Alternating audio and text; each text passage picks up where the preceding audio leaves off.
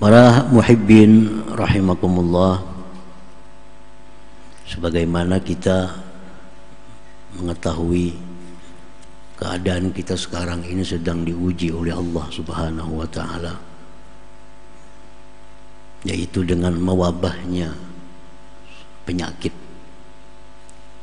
Dan ini seluruh dunia, dan menjadi pemikiran-pemikiran, perhatian-perhatian semua orang. Nah, maka dengan demikian kita selaku umat Islam, kita kembali kepada Allah Subhanahu wa ta'ala.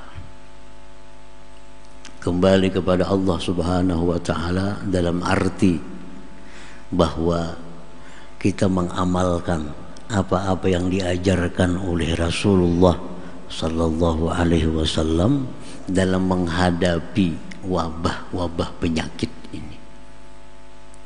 Karena ini sudah diajarkan oleh Rasulullah bagaimana caranya, apa yang kita baca, bagaimana i'tikad kita. Rasulullah mengatakan la adwa, tidak ada penyakit itu yang menular sendiri ke dada. Itu adalah Allah Subhanahu wa ta'ala. Kadada penyakit bisa menular sorangan itu kadada. Penyakit itu kadada daya upaya untuk menularkan ke orang lain. Itu semua adalah kehendak dari Allah Subhanahu wa ta'ala. Walaupun kita bertatai duduk, kalau Allah kada menghendaki kita tular, kada tertular. Karena penyakit kada bisa menular. La adwa, ya Nabi, tidak ada menular.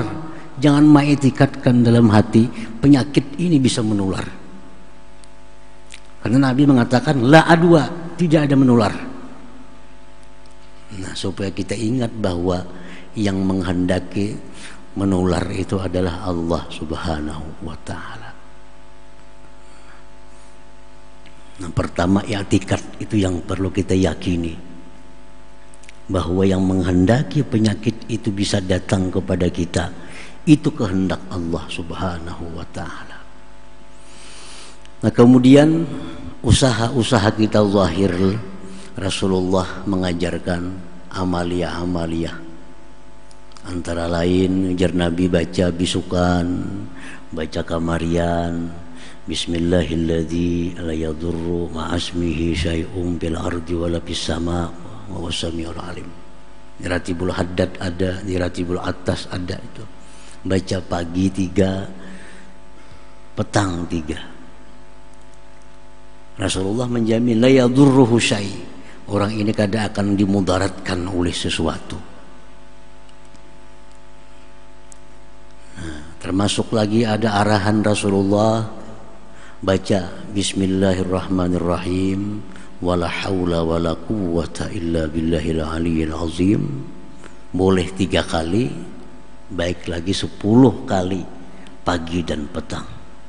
Bismillahirrahmanirrahim wala haula wala quwwata illa billahil aliyyil azim. Nah, jadi itulah ajaran agama kita, i'tikadkan bahwa tidak ada penyakit yang menular. Kalaupun karena sakit, itu memang kehendak Allah. 2, baca amaliyah-amaliyah yang disuruh Rasulullah. Nah, itu anjuran. Dan kita jangan lupa pula ada syariat. Maka kita berlakulah sesuai dengan syariat. Apa yang dikatakan oleh syariat itu perlu diperhatikan sebagai syariat. Jangan bersentuhan, kontak kepada orang yang sudah kita ketahui ini positif ada penyakit. Sudah tahu kita ini orang ada penyakit, jangan dikontak, jangan disentuh. Kalau kita kada tahu bang ini orang ada penyakit, kita kada tahu. Nah, inilah gunanya tawakal kepada Allah Subhanahu wa ta'ala. Tawakal. Jangan semua orang kayak ini berselaman, kayak semua orang kan penyakit kada. Nang kita yakini ini orang sudah nyata penyakit, kita hindari. Amun orang itu kita kada tahu punya penyakit ini biasa, kita berserah kepada Allah Subhanahu wa ta'ala, husnuzan, berbaik sangka. Jadi itulah ajaran agama kita menyikapi kalau ada hal-hal yang seperti ini. Kembali kepada Allah, semua berlaku kehendak Allah.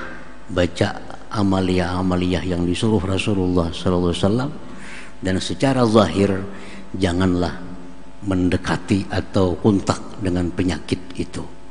Ujar Nabi, kalau kau berada di kampung yang di kampung itu ada wabah, jangan kau tinggalkan kampung itu. Jangan kau tinggalkan. Dosa besar meninggalkan kampung karena takutan di situ ada wabah. Kalfar minaz zahfi, seperti orang yang lari di medan perang. Kalau di kampung kita ada wabah, tunggui, tawakal kepada Allah. Nah, tapi kalau kita hendak ke suatu tempat, ternyata di tempat itu ada wabah penyakit, Nabi nyuruh bulik, jangan didatangi, jangan ditantang, jangan ditantang. Kita hendak misalnya ke Jakarta, kita sudah tahu di sana berkembang biak wabah, jangan didatangi Jakarta, bapak situ. Tapi kalau seandainya di sini datang wabah, kita kada lari ke tempat yang lain. Kita tunggui di sini, habis-habisan kita tunggui. Itu perintah Rasulullah Sallallahu Alaihi Wasallam. Nah, kiranya itulah yang bersangkutan dengan masalah yang kaum muslimin dan muslimat menghadapi pada akhir-akhir ini.